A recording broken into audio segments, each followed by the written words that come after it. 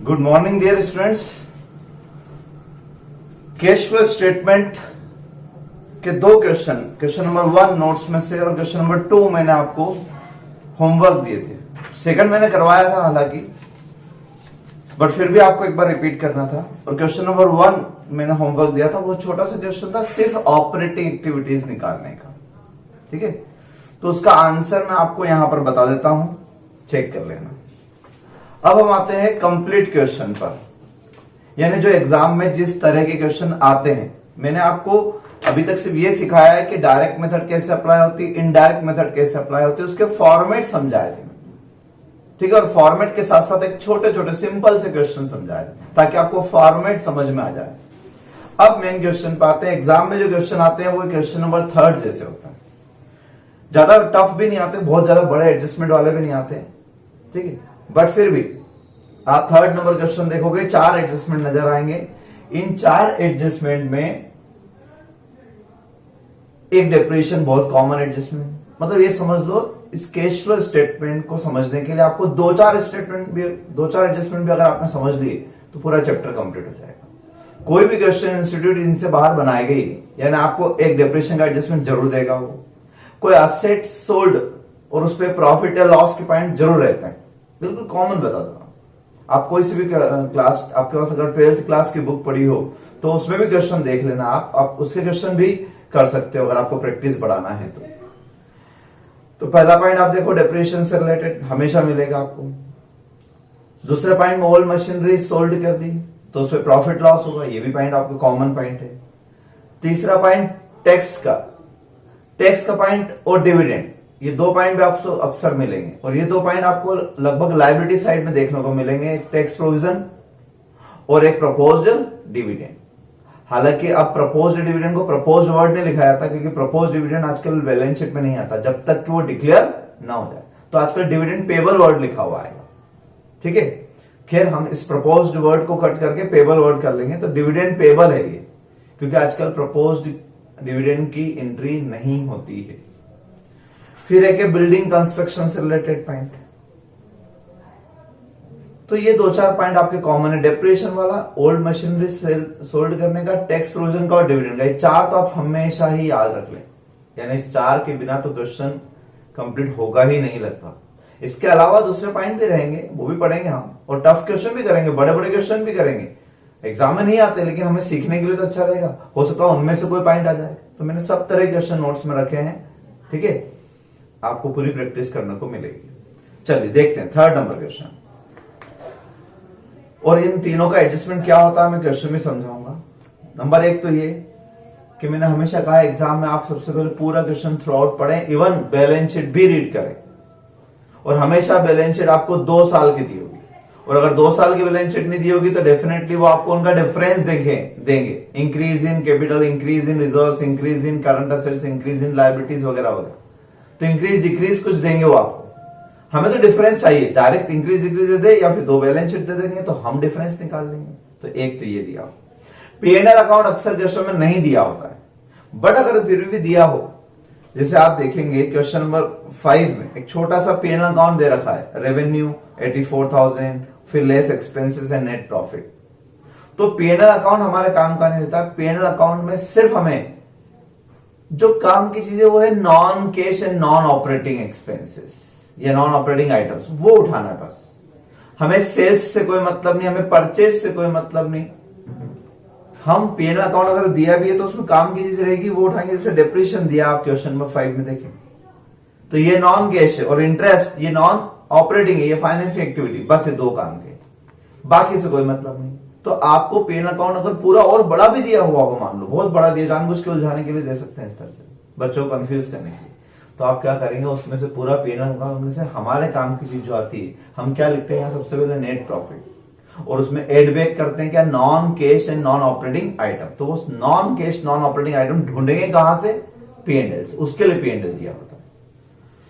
But फिलहाल 3rd number question में देखें आप, तो cash flow from operating activity में नंबर 1 मैंने आपको हमेशा लिखना सिखाया, net profit during the year. सिर्फ इस ईयर का प्रॉफिट ना, पिछले साल का नहीं चाहिए मुझे। तो ड्यूरिंग द ईयर का प्रॉफिट P&L अकाउंट में नीचे दिया हो तो भी वो वाला मत लेना, वो वाला लोगे अगर आप तो आप समझ नहीं पाओगे कि सर ये वाला प्रॉफिट आफ्टर टैक्स है या आफ्टर एप्रोप्रिएशन है, क्या है, पता नहीं लगेगा। धीरे धीरे हम प्रैक्टिस करेंगे, जब प्रैक्टिस हो जाएगी पूरा चैप्टर तब मैं समझा दूंगा आपको कि अगर वो लेके भी करना है तो कैसे करना है।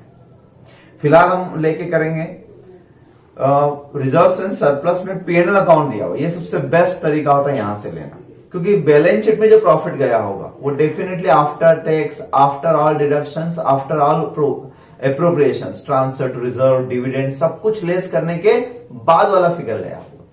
यानी P&L अकाउंट भी बन चुका है और P&L एप्रोप्रिएशन भी हो चुका है। जहां जहां एप्रोप्रिएशन करना था, रिजर्व्स में, डिविडेंड में, डीडीटी में, जो जो करना था सब माइनस होने के बाद जो नेट बचता है वो बैलेंस शीट में जाता है। तो आपको कंफर्म रहेगा कि हाँ ये आफ्टर है, वरना आप आफ्टर बिफोर में उलझ कर रह जाओगे। तो P&L अकाउंट देखें। अच्छा एक और बात, बैलेंस शीट पहले आपको 2002 की दी, फिर 2001 की दी, तो उल्टा इधर से इधर देखना कि लास्ट ईयर 60 था, इस बार 1 लाख हो गया। इंक्रीज हुआ तो प्रॉफिट, डिक्रीज होता तो लॉस। तो उल्टे फिगर दिए हो, पहले करंट ईयर बैलेंस शीट है, फिर प्रीवियस ईयर।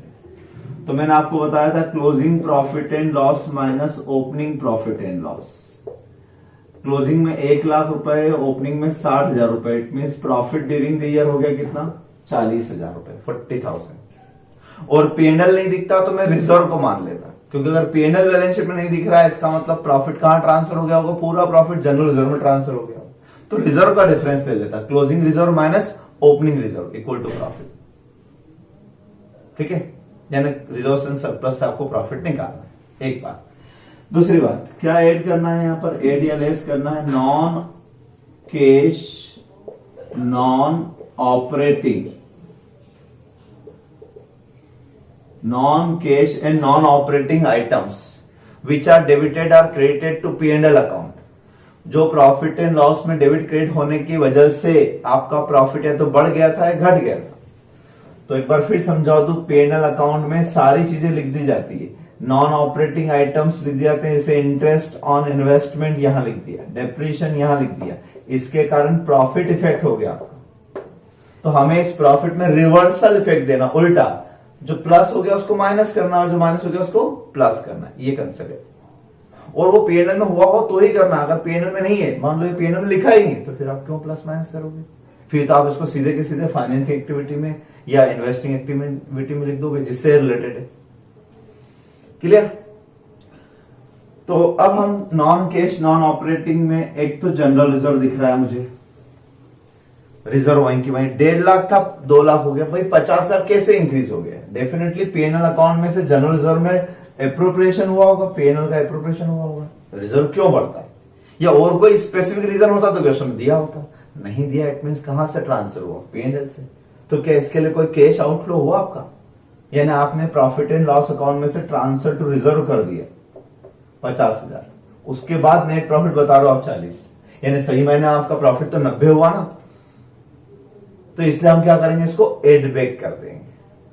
मैंने कहा ना, वो सारे आइटम ढूंढना है आपको इधर इधर जो नॉन कैश और नॉन ऑपरेटिंग हो, ठीक है ना, वो हम रिवर्स कर देंगे। तो general reserve during the year, कितने हजार का? 50,000 का। हर चीज के डिफरेंस कंसिडर करना है, और जिस जिसके आप डिफरेंस कंसिडर करते हो एग्जाम में उस पर डॉट लगा देना, ताकि आपको याद रहे कि हाँ ये हो गया। मैंने कहा था बैलेंस शीट की हर आइटम का डिफरेंस हमें देखना है। चलिए, ये दो तो आप बैलेंस शीट से उठा लेना। और कोई रिजर्व होता है, ट्रांसफर टू कैपिटल रिजर्व और एनी अदर रिजर्व, तो रिजर्व में ट्रांसफर जनरली कहां से होते हैं? P&L। कहीं और से हुए होंगे तो स्पेसिफिकली बताएंगे, वरना हम P&L से मान के सारे रिजर्व ही लिखते हैं। अब हम चलते हैं अपने फॉर्मेट से। अपने फॉर्मेट में 4-5 चीजें हमेशा याद रखना। नंबर 1, डेप्रिसिएशन ढूंढो।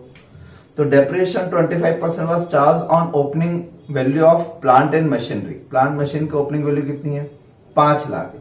5 लाख पर 25% निकाल कर ही दे दिया इन्होंने। तो डेप्रिसिएशन 25% ऑन 5 लाख पर क्लियर लिख दिया।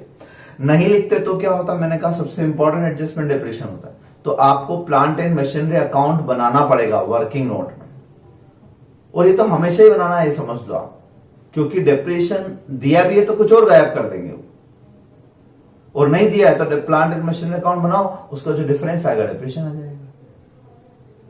ठीक है, तो सीखेंगे हम वो भी। फिलहाल 5 लाख का 25%, यानी हो गया आपका 1,25,000, 1,25,000। ठीक है, आगे हम चलते हैं। इसके बाद डिप्रेशन के बाद अपने पास याद करो क्या था, मैंने डिप्रेशन के बाद देखा ट्रांसफर टू रिजर्व्स, तो ये हो गया transfer to reserves. Transfer to provisions, provisions के लिए हमारे पास टैक्स प्रोविजन है यहाँ पर क्वेश्चन में। टैक्स प्रोविजन जब भी आएगा, अगर क्वेश्चन में लायबिलिटी साइड में टैक्स प्रोविजन दिया है तो 2 कंसेप्ट बताता हूं उसके। नंबर 1 तो ये कि टैक्स प्रोविजन अकाउंट बनाया करो। सबसे बेस्ट प्रोसीजर ये है कि आप इसमें ओपनिंग बैलेंस लिखें। कितना ओपनिंग बैलेंस है टैक्स प्रोविजन का? 70,000। क्लोजिंग कितना है? क्लोजिंग है इसमें 1 लाख। कोई सा भी अकाउंट बनवाऊंगा इस चैप्टर में मैं आपको कैश फ्लो में, तो हर अकाउंट की 4 चीजें मेन होती है, ओपनिंग, क्लोजिंग, और एक आइटम उसको इंक्रीज करने की होती है, एक आइटम उसको डिक्रीज करने की होती है। टैक्स प्रोविजन 70,000 लास्ट ईयर बनाया, क्या सोच के बनाया कि करंट ईयर इतना पे करना पड़ेगा, तो जब भी आप पेमेंट करोगे तो उससे आपकी लायबिलिटी कम हो जाएगी, होगी ना। तो टैक्स पेड जो भी होगा आपका, वो यहां पर लायबिलिटी आपकी कम हो जाएगी। इसको आप टू बैंक भी लिख सकते हो। वो नीचे लिखा 50,000, 50,000 रुपए का टैक्स पे किया, तो ये इसको डिक्रीज करने वाले आइटम है प्रोविजन को। जब पेमेंट कर देंगे तो लायबिलिटी कम होती है। और इंक्रीज करने का रीजन क्या है? और प्रोविजन बना लो करंट ईयर में प्रॉफिट एंड लॉस अकाउंट से, P&L account debited to tax provision, ये करंट ईयर प्रोविजन। ये 4 चीजें मेन रहेगी। ठीक, इसके अलावा कुछ एक्स्ट्रा ऑर्डिनरी हुआ तो वो क्वेश्चन में लिखा होगा, वरना 4। तो जब भी टैक्स प्रोविजन दिया हो आपको सबसे बेस्ट तरीका ये करने का। अब कभी कभी वो ये दे देंगे तो ये गायब कर देंगे, कभी कभी ये दिया है तो ये गायब कर दिया उन्होंने। इसलिए इस बार आप देखो टैक्स पेड दिया है तो ये गायब कर दिया, यानी 70,000 में से 50 का टैक्स पेमेंट कर दिया, तो प्रोविजन तो 20 बचना चाहिए ना। तो 1 लाख कैसे बचा? इतना कैसे हो सकता है? इसका मतलब ये कि आपने ड्यूरिंग ईयर में 80,000 का प्रोविजन और बनाया होगा, बैलेंसिंग फिगर। बस ये 4 चीजें हमेशा रखना। सर यहां कौन सी लिखना है? तो यहां आपको नॉन कैश लिखना है, यानी transfer to tax provision account. जो ट्रांसफर टू रिजर्व होता है, इसे transfer to tax provision account 80,000, क्योंकि प्रोविजन जो बनाया हुआ ये एंट्री P&L से आई, तो P&L अकाउंट में यानी प्रॉफिट एंड लॉस अकाउंट में जो नेट प्रॉफिट आया 40, ये टैक्स प्रोविजन लिखने के बाद आया है, जबकि ये कैश एक्सपेंसेस है क्या? नहीं है ना, तो इसको एड बैक कर दो। तो कितना एड बैक करना? जितना P&L में लिखा, तो P&L में ये फिगर थोड़ा लिखे हैं, P&L में तो ये फिगर लिखा है, इसलिए मुझे P&L का फिगर निकालना पड़ा। अब चूंकि टैक्स पेमेंट ऑपरेटिंग एक्सपेंसेस होता है, तो उसको हम यहीं पर लिखेंगे, या तो जगह छोड़ के या फिर यहीं पे माइनस कर दिया करो। Tax paid during the year 50,000, ये सबसे सही तरीका प्रेजेंटेशन का। टैक्स प्रोविजन ऐड होता है, टैक्स एक्चुअल जो पेमेंट हुआ इसके कारण, पेड के कारण कैश आउटफ्लो हुआ, 80 का आउटफ्लो नहीं हुआ, 50 का हुआ, तो नेट कितना है? 30। एक तरीका ये। और अगर बात समझ में नहीं आती है तो फिर आप इसको, मैंने कहा था करंट लायबिलिटी मान लेंगे। करंट लायबिलिटी मान लेंगे तो क्या हुआ? करंट लायबिलिटी 70 की थी, 1 लाख हो गई, 30,000 बढ़ गई ना, तो इंक्रीज इन करंट लायबिलिटी हम क्या करते हैं? Add back. तो देखो 30,000 रुपए एड हो जाएंगे, इफेक्ट वही आएगा, फिर नीचे का एडजस्टमेंट छूट जाएगा, फिर टैक्स पेड पेमेंट आपको कुछ भी नहीं लिखना। तो जब भी आप करंट लायबिलिटी मानोगे तो फिर नीचे वाला पॉइंट सब बेकार, टैक्स पेमेंट से रिलेटेड नीचे कुछ भी लिखा हो कोई काम का, बट वो सही तरीका नहीं, सही तरीका ये। ठीक है, क्लियर है बात? आगे चलते हैं। तो यहां पर हमने, हमारी आदत हो जाना चाहिए 4-5 आइटम की यहां से, फिर मैं क्वेश्चन पर आऊंगा। पहले मैं अपने हिसाब से क्वेश्चन करूंगा, अपने फॉर्मेट के हिसाब से, फिर क्वेश्चन के हिसाब से 1 बाय 1 चेक करूंगा। तो पहले मेरी आदत होना चाहिए नंबर 1 डेप्रिसिएशन की, number 2 transfer to any reserve और प्रोविजंस उसकी। ठीक, इन 2 के अलावा कोई रिजर्व प्रोविजन नहीं दिख रहा है। फिर मेरी आदत होना चाहिए तीसरे नंबर पर रिटर्न ऑफ गुडविल प्रिलिमिनरी। तो अगर एसेट साइड में कोई फिक्टिशियस आइटम यानी preliminary expenses, underwriting commission, P&L account, sorry underwriting commission या डिस्काउंट ऑन डिवेंचर्स, ऐसे कोई फिक्टिशियस आइटम दिए हैं तो आपने देखना कभी भी अगर ये दिए होंगे तो ओपनिंग बैलेंस शीट में ज्यादा होंगे और क्लोजिंग में कम होंगे। यानी कम क्यों हो गए? कम इसलिए वो रिटर्न ऑफ हो गए। कोई खर्चा थोड़ी ना, खर्चा तो बहुत पहले हो चुका होगा प्रिलिमिनरी एक्सपेंसेस का, लेकिन वो धीरे धीरे राइट ऑफ हो रहा है कहां? प्रॉफिट एंड लॉस में जाके। तो खर्चा तो जब कंपनी बनी है, जब इश्यू ऑफ शेयर्स हुए तब प्रिलिमिनरी एक्सपेंसेस इंकर्ड कर दिए। वो बड़ा अमाउंट था इसलिए हमने धीरे धीरे पीएनएल अकाउंट में राइट ऑफ किया उसको। तो गुडविल प्रिलिमिनरी में आपको ये नजर आएगा। तो अगर डिफरेंस आए समझ जाना, right of means non cash. एक ही पॉइंट। फिर देखना आप चौथे पांचवें नंबर पर आपको profit loss on sale of asset, ये 4-5 अक्सर आएंगे इसलिए आदत ही डाल लो इन। अब हम प्रॉफिट लॉस की बात करते हैं। प्रॉफिट लॉस यहां तो बहुत क्लियर है, पहला क्वेश्चन ये। During the year one old plant costing 50,000 WDV 20,000 was sold for 35,000। तो प्रॉफिट कितना हुआ या लॉस कितना हुआ, किससे कैलकुलेट करोगे? 50 से या 20 से? सब जानते हैं कि WDV से, 20 की WDV थी, 35 में सेल किया, इसका मतलब 15,000 प्रॉफिट। डेफिनेटली प्रॉफिट पीएनएल में क्रेडिट हुआ होगा। क्या हुआ होगा? PNL credit. जबकि ये ऑपरेटिंग प्रॉफिट है क्या? नहीं। असेट्स बेचना इन्वेस्टिंग एक्टिविटी में आता है, तो ये नॉन ऑपरेटिंग एक्टिविटी है इसलिए हटा दो इसको भी। ठीक है, प्रॉफिट है इसलिए माइनस कर रहा हूं profit on sale of machine, ये माइनस कर दो 15,000। लॉस होता तो क्या कर देता मैं? ऐड कर देता। तो प्लस माइनस सारे आइटम एक साथ ही। ठीक है, 15,000 रुपए ये लिख दिया मैंने। तो बस अब ये 4-5 आइटम आपने चेक कर लेना। अब आप क्वेश्चन के अकॉर्डिंग करोगे आप। मेन यही पॉइंट थे। ये अकाउंट आपने लिख लिया होगा, ये मिटा रहा हूं मैं। अब हम अगले एक्टिविटी की ओर आते हैं और अगली एक्टिविटी हमारी होगी cash flow from investing activity. इसमें 4-5 लाइन से की जरूरत नहीं पड़ेगी आपको। इन्वेस्टिंग एक्टिविटी के बाद आप cash flow from financing activity.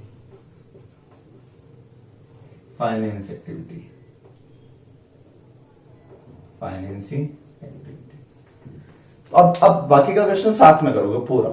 मैंने पहले भी कहा एक पेज पर ही आ जाएगा, तो पहले इस पे ध्यान दो क्योंकि यहां सबसे ज्यादा गलतियां होती है, इसलिए पहले जितने एडजस्टमेंट समझ में आ रहे होते हैं यहां का, तो फिर वापस हम पूरा क्वेश्चन चेक करेंगे तब और समझ में आ जाएगा आपको। इतना करने के बाद आप क्वेश्चन के हिसाब से करेंगे, मतलब 1 बाय 1 स्टेप बाय स्टेप चलते जाते हैं। ठीक है, एडजस्टमेंट सारे माइंड में होना चाहिए। कौन कौन से एडजस्टमेंट है? नंबर 1 शेयर कैपिटल से चलते हैं। अब सीक्वेंस में चलेंगे, एक भी चीज छोड़ना नहीं है। आप या तो असेट से स्टार्ट हो जाना या लायबिलिटी से, कहीं से भी। बट ऐसा मत करना कि कहीं असेट्स वाला आइटम देख ली फिर कहीं लायबिलिटी, कुछ छूट जाएगा फिर आखिरी में आंसर नहीं आएगा।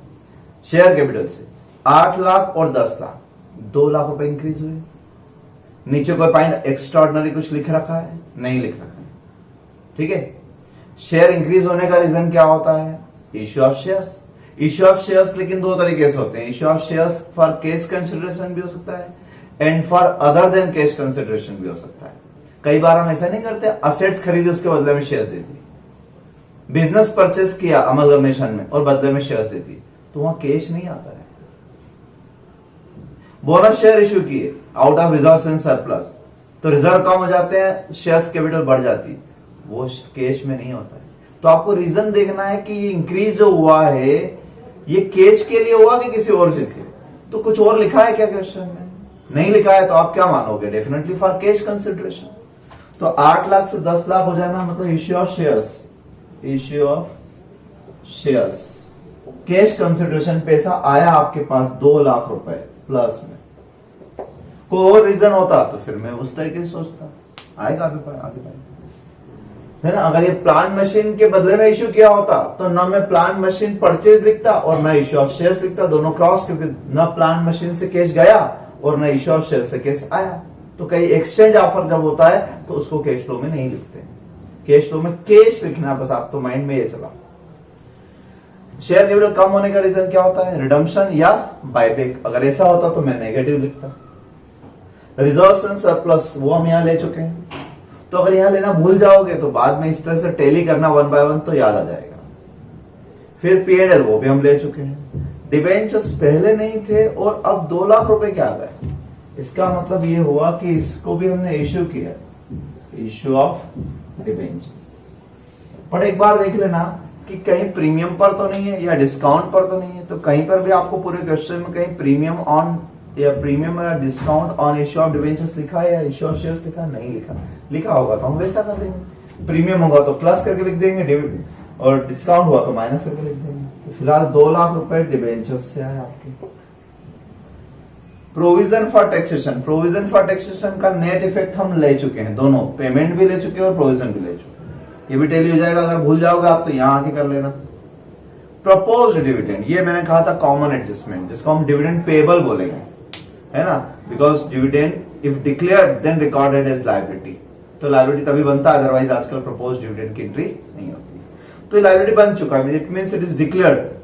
तो 2001 में डिक्लेयर हुआ था कितना, 1 लाख, और 2002 में कितना हुआ है, 2 लाख। तो आप सोचो, कॉमन सेंस वाली बात है। और हमेशा सभी क्वेश्चन में एक ही assumption ये रहेगा, unless otherwise provided in question, कि पिछले साल वाला जो डिक्लेयर हुआ होगा डेफिनेटली वो पेमेंट हुआ होगा, वही तो पेमेंट हुआ होगा, है ना। क्या अभी तक वो लायबिलिटी चला आ रहा होगा, नहीं ना। तो जो डिविडेंड डिक्लेयर हो जाता है, आपने पढ़ा होगा कंपनीज एक्ट में भी कि 30 दिन में उसको पेमेंट करना पड़ता है। तो जो लास्ट ईयर 31 मार्च 2001 को डिक्लेयर हुआ 1 लाख, वो डेफिनेटली अप्रैल में यानी नेक्स्ट ईयर के स्टार्टिंग में पे हो चुका होगा। तो ये तो पेमेंट हो गया, पेमेंट हो गया मतलब फाइनेंसिंग एक्टिविटी।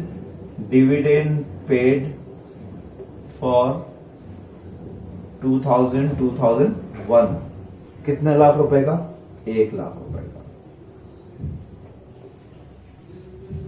ठीक है, 1 लाख रुपए का डिविडेंड पे। ऐसे करना है, लास्ट ईयर का पेमेंट मानना है, फाइनेंसिंग में लिखना है। करंट ईयर का पेबल है, इट मींस पे नहीं, अभी तो डिक्लेयर हुआ है, तो एंट्री क्या होगी, P&L account debited to dividend payable, यानी P&L अकाउंट कम हो गया तो P&L अकाउंट वापस बढ़ा दो। डिविडेंड फॉर द ईयर 2001-2, इस साल का डिविडेंड इस साल के P&L में से अप्रोप्रिएट हुआ होगा, ठीक है ना, उससे प्रॉफिट कम हो गया होगा, तो प्रॉफिट वापस मैंने क्या किया, बढ़ा दिया। अल्टीमेट एक जगह प्लस एक जगह माइनस, याद रख लेना, डिफरेंस आना था, आ गया ना डिफरेंस, एक जगह प्लस एक जगह माइनस, लेकिन पूरा प्रॉफिट लिखना, फिगर लिखना। इसको करंट लायबिलिटी नहीं मान के करना है, बहुत से जगह पे करंट लायबिलिटी मान के करवा देते हैं इसको, नहीं, करंट लायबिलिटी नहीं मानना है। बेसिक कंसेप्ट इसका ये कि लास्ट ईयर का डिविडेंड एक्चुअली पे हुआ होगा, पेड, इसलिए वो फाइनेंसिंग, और करंट ईयर का भी पे नहीं हुआ, इससे प्रोवाइड हुआ है, तो प्रोवाइड हुआ है इसका मतलब नॉन कैश, तो नॉन कैश इसलिए ऐड करें। आगे चलते हैं। क्रेडिटर 7 लाख और 8-20 थे, 7 लाख रह गए, ऐसा सोचो उल्टा, 8-20 से 7 है ना, कम हो गए, लायबिलिटी डिक्रीज होना मतलब पैसा आया होगा। तो यहीं पर हम लिखते हैं plus minus change in current से change in working capital. Change in working capital में क्रेडिटर्स आप पूरा लिख सकते हो, डिक्रीज इन क्रेडिटर्स। तो 1,20,000 रुपए के क्रेडिटर्स आपके कम हो गए, 1,20,000 रुपए के। तो यानी आपने पेमेंट दिया होगा तभी तो कम हुए, वरना लायबिलिटी कम क्यों हो। ये आपकी लायबिलिटी के सारे पॉइंट एक ही बार में होगा, अब डबल से मुझे देखना ही नहीं है, टाइम भी बचेगा इससे। अब आते हैं नीचे असेट्स में। असेट्स में आप उल्टा चल रहा, कैश एंड बैंक तो हम लास्ट में लिखेंगे, ओपनिंग क्लेश और क्लोजिंग। स्टॉक 2 लाख था, 4 लाख हो गया, 2 लाख रुपए था, 4 लाख हो गया ना, 2 लाख रुपए का स्टॉक बढ़ गया। तो स्टॉक का बढ़ना मतलब क्या, स्टॉक इंक्रीज हुआ ना, असेट्स बढ़ती है इसका मतलब पैसा गया। फिर डेटर्स 7 लाख के थे, 5 लाख रह गए, ठीक है ना, कम हो गए, कम हो जाने का मतलब है पैसा आया, इनफ्लो डेटर्स से, तो डेटर्स से पैसा आया, इसलिए 2 लाख रुपए इनफ्लो में लिख दिए। डेटर्स के बाद इन्वेस्टमेंट कितने, पहले 0 थे, अब 1 लाख के हो गए, इसका मतलब परचेज ऑफ इन्वेस्टमेंट कितना है, 1 लाख रुपए, 1 लाख। परचेज करने से आउटफ्लो होगा, आउटफ्लो लिख दिया। ऊपर चलते हैं, लैंड एंड बिल्डिंग। अब फिक्स्ड असेट्स पर एक वर्किंग, एक मैंने टैक्स प्रोविजन अकाउंट बनाया, वो अक्सर आएगा, और दूसरा असेट्स की वर्किंग जरूर आएगी आपको। तो असेट दो है, दो में से जिस असेट को बेचा है उसमें वर्किंग आपकी बड़ी रहेगी, इसलिए उसका अकाउंट बना के करेंगे। और लैंड एंड बिल्डिंग में कोई ज्यादा एडजस्टमेंट नहीं। क्या लिखा है, 4 लाख था पहले, अब 6 लाख हो गया, 2 लाख रुपए बढ़े। और नीचे इसका पॉइंट दिया है, आपको याद भी रखना है किसी के बारे में पॉइंट है। Building under construction was not subject to depreciation. It means इसमें कम कुछ भी नहीं हुआ होगा। अंडर कंस्ट्रक्शन अभी डिविजन लगाना स्टार्ट ही नहीं किया, तो फिर बढ़ने का रीजन क्या है? बढ़ने का रीजन क्या है? देखो, घटने के 2 रीजन होते हैं, तो डिप्रेशन होता है या सेल होता है। तो डिप्रेशन मना कर दिया तो घटा कुछ भी नहीं, यानी 4 लाख से नीचे कुछ भी नहीं आया। तो बड़ा क्यों? तो बड़ा इसलिए कि कंस्ट्रक्शन करवाया होगा। तो 4 लाख से 6 लाख हो जाना, यानी कंस्ट्रक्शन ऑफ बिल्डिंग कितने लाख रुपए? 2 लाख रुपए। ये कंस्ट्रक्शन पे खर्चा किया, आउटफ्लो है इसलिए माइनस में। 4 लाख का 6 लाख। अब लास्ट बचा है प्लांट एंड मशीनरी, 5 लाख से 7 लाख। तो क्या आप डायरेक्ट देख लोगे कि 5 लाख का 7 लाख हो गया, 2 लाख रुपए परचेज? तो अब दोनों में अंतर समझो। बिल्डिंग में आपने डायरेक्ट देख लिया 4 और 6, प्लांट में आप डायरेक्ट नहीं देख सकते कि 5 और 7 2 लाख रुपए परचेज ऑफ प्लांट। सीधे सीधे उठा के मैं लिख दूं purchase of plant and machinery, गलत हो जाएगा। क्यों? बस यही मेन पॉइंट है कि इसमें आपको डिप्रेशन वाला पॉइंट भी था और इसी में आपका असेट्स बेचने वाला पॉइंट भी था। तो अब मुझे इसके लिए एक छोटा सा अकाउंट बनाना पड़ेगा। हमेशा आपको प्लांट एंड मशीनरी अकाउंट बनाना पड़ेगा। जगह कम है, पहले यहां बता देता हूं, फिर आप लिख लेना उसको। तो प्लांट एंड मशीनरी अकाउंट में ओपनिंग बैलेंस आप लिखेंगे। प्लांट मशीन का ओपनिंग बैलेंस कितना था? 5 लाख रुपए। क्लोजिंग कितना है? 7 लाख रुपए। इस पूरे चैप्टर में जितने भी अकाउंट बनाओ, कोई से भी अकाउंट बना लेना आप, सबके अकाउंट बना के भी कर सकते हो। तो हर अकाउंट में 4 ही चीज मेन होती है, ओपनिंग, क्लोजिंग और एक इंक्रीज और एक डिक्रीज। असेट इंक्रीज होने का रीजन क्या है? परचेज। तो आपने डेफिनेटली परचेज किया होगा, परचेज एक्वायर किया होगा, या तो एक्सचेंज ऑफर में एक्वायर किया होगा या फिर चेक देके यानी खरीदा होगा आपने। और कम होने के 2 रीजन होते हैं, या तो डेप्रिसिएशन होता है और एक सेल होता है, असेट बेच दिया आपने। तो इस क्वेश्चन में दोनों है। तो कभी ये गायब कर देंगे तो ये बैलेंसिंग आ जाएगा, कभी ये दिया होगा तो ये बैलेंसिंग आ जाएगा, इसलिए यहां हमेशा अकाउंट बनाना ही पड़ेगा। अब मैं पहले डेप्रिसिएशन की बात करता हूं। डेप्रिसिएशन उन्होंने कितना कहा था? डेप्रिसिएशन उन्होंने लिख ही दिया था क्वेश्चन में कि 1,25,000, ओपनिंग बैलेंस का 25%, 1,25,000। कभी कभी ये भी कैलकुलेट करना पड़ेगा। इसके लिए आपको एक और अकाउंट होता है, एक्यूमुलेटेड डेप्रिसिएशन अकाउंट, वो बनाना पड़ सकता है। वहां से डिप्रेशन आएगा कि एक्यूमुलेट डिप्रेशन इस साल कितना प्रोवाइड हुआ, वहां से ही फिगर आएगा। बट फिलहाल तो डायरेक्ट दिया था। अब सेल करने के आपको याद होगा, आप 3 एंट्री करते थे जब आप असेट बेचते थे। कौन कौन सी 3 एंट्री करते थे? नंबर 1 तो आप करते थे कि उस दिन तक का डिप्रिसिएशन, बट यहां कोई डेट वगैरह दे रखी क्या? नहीं दी है। दूसरा क्या लिखते थे? बाय बैंक, जितने में बेचा, कितने में बेचा इसने असेट्स को? 35,000, 35,000 रुपए में बेचा, 35,000। तो याद करो 3 एंट्री करते थे। एक तो डेप्रिसिएशन, वो तो इसमें आ गया सारा। बैंक कितने बेचा? 35। और तीसरा प्रॉफिट या लॉस। लॉस होता तो इस तरफ और प्रॉफिट हुआ तो इस तरफ। तो profit on sale, profit on sale कितना? 15,000। 15,000 इधर लिखने से क्या होगा? तराजू बराबर है ना। आपकी डब्ल्यूडीवी कितनी थी? 20 थी, और ये भी क्या है? डब्ल्यूडीवी। तो 20 से 20 क्रॉस हो गए ना, बाकी की एसेट बच गई आपकी। यानी इस 5 लाख रुपए में आपकी एक ए नाम की एसेट थी जो 20,000 वैल्यू की थी, और बाकी 4,80,000 की बी नाम की एसेट थी। हम लिखते थे ना असेट्स अकाउंट में कई बार ए और बी करके, तो आप ऐसे कर सकते हो। तो इसमें 20,000 की एसेट थी, तो उस 20,000 का हिसाब क्लियर हो गया आपका। तो ऐसे पूरा मशीनरी अकाउंट बहुत बार बनाया अपन ने, सिंगल एंट्री में बनाया, और यूं भी आपको याद होगा। तो अब जब सारे फिगर मिल गए आपके क्वेश्चन में, तो अब आपका बैलेंसिंग फिगर आएगा। अब बैलेंसिंग फिगर कितना आ रहा है देख लेते हैं। तो ये हो जाएगा आपका 5 lakh plus 15,000 minus 7 lakh minus 35,000 minus 1,25,000, यानी 3,45,000। ये आपका बैलेंसिंग फिगर है।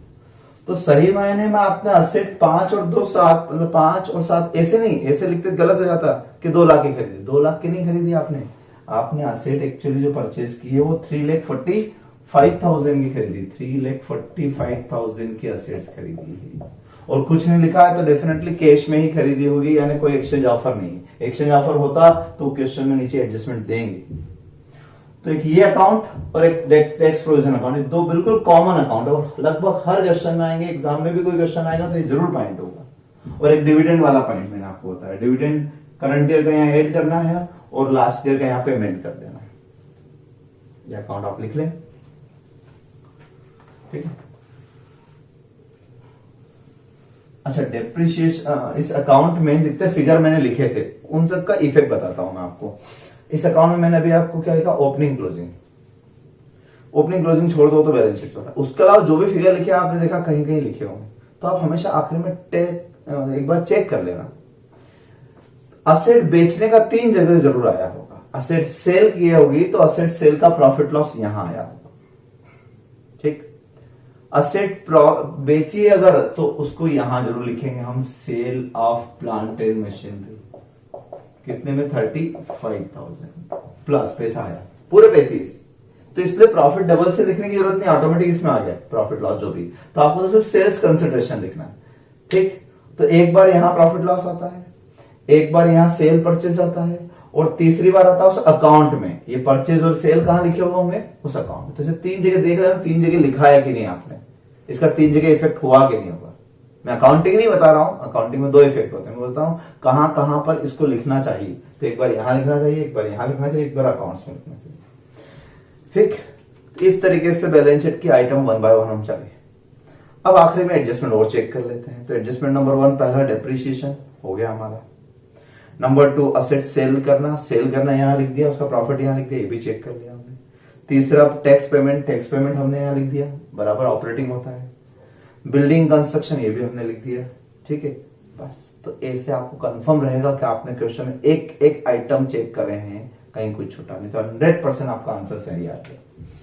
अच्छा, एक और बात मेरी सुन लेना आप, कि इसमें क्या होता है कि आपने ऐसे ये टोटल लगाया यहां, फिर इसमें ये टोटल ये टोटल लगाया।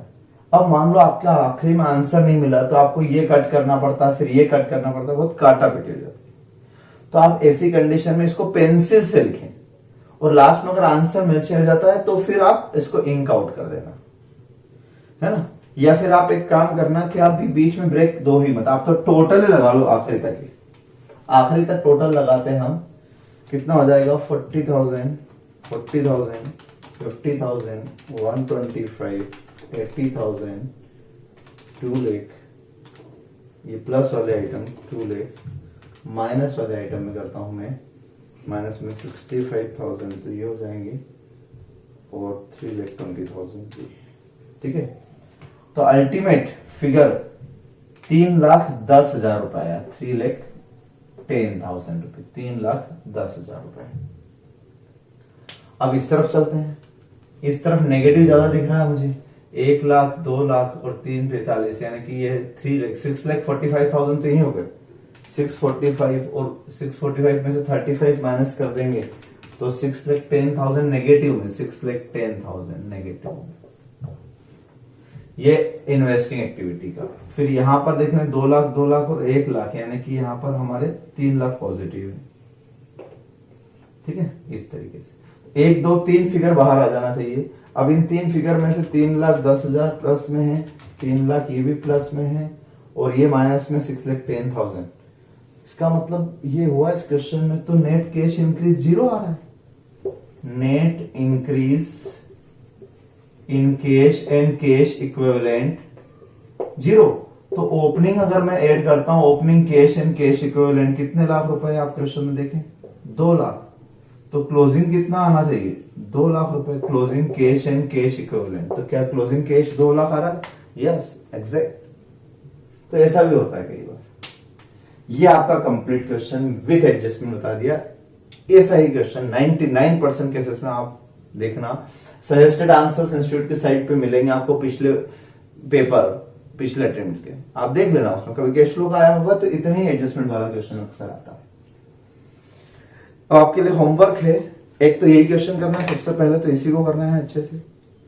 उसके बाद आप करेंगे क्वेश्चन नंबर 4, और 4th number question study material का है, लेकिन पूरा करने के बाद आखिरी तक कंप्लीट हो जाने के बाद चेक करना। आप ऐसा मत करना कि एसएम खोल के बैठ गए, पूरा करो। नोट्स में है विदाउट सॉल्यूशन, तो आप पहले इसका पूरा कंप्लीट कर लो, फिर आप नोट्स में से देखना, सॉरी स्टडी मटेरियल में से देखना, उसको पूरा चेक कर लेना, है ना।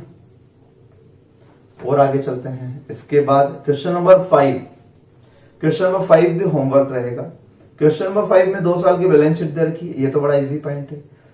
नीचे प्रॉफिट एंड लॉस दिया है, मैंने कहा प्रॉफिट एंड लॉस में रेवेन्यू दिया 84,000, कोई मतलब नहीं, तो क्योंकि हम डायरेक्ट मेथड से नहीं कर रहे, हम तो इनडायरेक्ट मेथड से कर रहे हैं, और इनडायरेक्ट मेथड में सेल्स का कोई काम नहीं, सेल्स परचेस का, सीधे नेट प्रॉफिट का काम है। और पीएनएल अकाउंट में जो आइटम लिख दिए, तो सारे आइटम से कोई मतलब नहीं, सिर्फ कौन सा आइटम से मतलब है, जो नॉन कैश है, नॉन ऑपरेटिंग। तो बाकी सारे आइटम छोड़ दो, बड़ा पीएनएल भी है तो रेवेन्यू छोड़ दो, सीओजीएस छोड़ दो 48,000, डेप्रिसिएशन काम का है तो वो एड बैक हो जाएगा। इंटरेस्ट फाइनेंसिंग एक्टिविटी में आता है, इंटरेस्ट पेड है ना, ये तो लोन पर दिया होगा या डिबेंचर्स पर दिया होगा, डिबेंचर से ऊपर देखो आप क्वेश्चन में, तो उस पर दिया होगा। तो क्या करेंगे, एक तो प्रॉफिट में से कम हो गया, इसके नॉन ऑपरेटिंग है, तो पहले यहाँ एड बैक करेंगे इंटरेस्ट को, और दूसरी बार कहां लिखेंगे, फाइनेंसिंग। जैसे डिविडेंड में पहले डिविडेंड यहाँ एड बैक हुआ और डिविडेंड यहाँ लिखा था ना, ऐसा, ठीक है। अदर एक्सपेंसेस से कोई मतलब नहीं, तो पीएनएल से सिर्फ 2 चीज उठाना है बस आपको, है ना। इंटरेस्ट एक बार यहाँ एड बैक होगा, जो भी नॉन ऑपरेटिंग आइटम पीएनएल में आ गई है, पहले वहां यहां पर प्लस माइनस होगी, फिर जहां जाना होगी वहां जाएगी। अगर वो फाइनेंसिंग है तो फाइनेंसिंग में ले जाओ, अगर वो इन्वेस्टिंग है तो इन्वेस्टिंग में ले जाओ। अगर ये इंटरेस्ट ऑन इन्वेस्टमेंट होता, इनकम वाली बात, तो पहले यहां लिखता फिर यहां लिख देता। तो पीएनएल का इतना सा काम, बस अब इतना सा। अब बाकी जो भी लिखना आपको कहां से लिखना है, बैलेंस शीट से लिखना है, ठीक है। बैलेंस शीट में बाकी सब बात नहीं बताऊंगा। एक चीज देख लो आप, फिक्स्ड एसेट्स इस बार कैसे दी है, कॉस्ट लेस डेप्रिसिएशन, मतलब वो एक्यूमुलेटेड डेप्रिसिएशन है, क्योंकि जब भी फिक्स्ड एसेट्स कॉस्ट पे लिखी होती है और लेस डेप्रिसिएशन होता है, इट मींस वो एक्यूमुलेटेड डेप्रिसिएशन होता है। 4,000 8,000। अब इसका क्या करना है ये आप सोचें, ठीक है। 6th नंबर क्वेश्चन भी एज इट इज है, आप देखो उसमें भी बैलेंस शीट दे रखी है छोटी सी, और प्रॉफिट एंड लॉस अकाउंट दिया है। सेल्स से कोई मतलब नहीं, कॉस्ट ऑफ सेल्स से कोई मतलब नहीं, जीपी से कोई मतलब नहीं, ऑपरेटिंग एक्सपेंसेस से कोई मतलब नहीं। मुझे तो नॉन ऑपरेटिंग रिवर्स करना है, जो ऑपरेटिंग है वो तो सही है, वो तो सही है। ऑपरेटिंग इनकम लिखी हुई है वो भी सही है, ऑपरेटिंग एक्सपेंसेस लिखे वो भी सही है, वो थोड़ा ना रिवर्स करना है। तो सेल्स ऑपरेटिंग होती है, सीओजीएस ऑपरेटिंग होता है, ऑपरेटिंग एक्सपेंसेस, एडमिनिस्ट्रेशन ये भी ऑपरेटिंग होते हैं। डेप्रिसिएशन बस, यानी आप सोचो इतने बड़े में से एक ही काम का था, और वो था डेप्रिसिएशन 1,10,000। लेकिन एक बात और इन दोनों क्वेश्चन में, कि जब सर प्रॉफिट दिया है तो क्या हम प्रॉफिट ये वाला उठाएं या फिर ऊपर जो बैलेंस शीट में दिया वहां से उठाएं। तो आप इसी क्वेश्चन में देख लें, क्वेश्चन 6 में ही ऊपर बैलेंस शीट में आपको प्रॉफिट जो दिया है वो 4,25,000 माइनस 5 लाख, तो 75,000 आ रहा है। कितना आ रहा है प्रॉफिट में, 75,000 आ रहा है। अगर closing PNL minus opening PNL करता हूं तो 75,000 आ रहा है, जबकि पीएनएल अकाउंट में ऑपरेटिंग प्रॉफिट 3,40,000 दिया। तो सर इतना डिफरेंस क्यों? तो आपको क्या एज्यूम करना है, जनरल एज्यूम्पशन बता रहा हूं कि जब 3,40,000 का प्रॉफिट था पीएनएल में, जनरल रिजर्व कुछ भी नहीं है, इसका मतलब इस प्रॉफिट में से रिजर्व में कुछ भी ट्रांसफर नहीं हुआ। तो पीएनएल में पीएनएल 340 था, वो जनरल रिजर्व में गया होगा, बट गया ही नहीं क्योंकि उसमें जनरल रिजर्व नहीं है। तो फिर कहां गया? एप्रोप्रिएशन 2 ही जगह मेन होते हैं, या तो आप जनरल रिजर्व में ट्रांसफर करते हो या डिविडेंड डिस्ट्रीब्यूट करते हो। तो जब जनरल रिजर्व में नहीं गया तो 3,40,000 था प्रॉफिट, तो यही पूरा बैलेंस शीट में जाना चाहिए ना, और बैलेंस शीट में सिर्फ 75 दिख रहा है। तो रूल ये है कि आप 75,000, ये तो हुआ करंट ईयर्स प्रॉफिट 75,000, ये तो आपने निकाल लिया 5 लाख और 4,25 का डिफरेंस ओपनिंग और क्लोजिंग से, ठीक है ना। ओपनिंग क्लोजिंग इतना था। अब आपको इनका डिफरेंस जो है वो डिविडेंड मानना है, यानी 3,40,000 माइनस 75,000, 2,65,000 को क्या मानना है? डिविडेंड मानना है। ये हमेशा याद रखें आप, 2,65,000 को क्या मानना है? डिविडेंड मानना है, डिविडेंड ड्यूरिंग द ईयर। तो जब भी आपको P&L अकाउंट दे रखा है और वो प्रॉफिट और बैलेंस शीट का प्रॉफिट मैच नहीं हो रहा है, तो आप बस समझ जाना कि इसके बीच में या तो जनरल रिजर्व होगा, और नहीं है जनरल रिजर्व, इट मींस ये डिविडेंड। वरना 3,40,000 का प्रॉफिट वहां जाके 75 ही कैसे रह गया, 75 कैसे रह गया? तो डिविडेंड डिस्ट्रीब्यूट कर दिया है। अच्छा, ये डिविडेंड लायबिलिटी में नहीं लिखा हुआ है, बैलेंस शीट में दिखा हुआ, देखो आप क्या दिख रहा है, नहीं लिख रहा। इसका मतलब ये डिक्लेयर्ड एंड पेड, डिक्लेयर्ड भी हो गया, पेमेंट भी हो गया, लायबिलिटी है ही। तो यही डिविडेंड यहां आएगा क्योंकि ये P&L में से हुआ, तो P&L में पहले एड बैक होगा क्योंकि नॉन ऑपरेटिंग, और यही वाला डिविडेंड यहां आएगा 2,65,000 क्योंकि पेमेंट हुआ।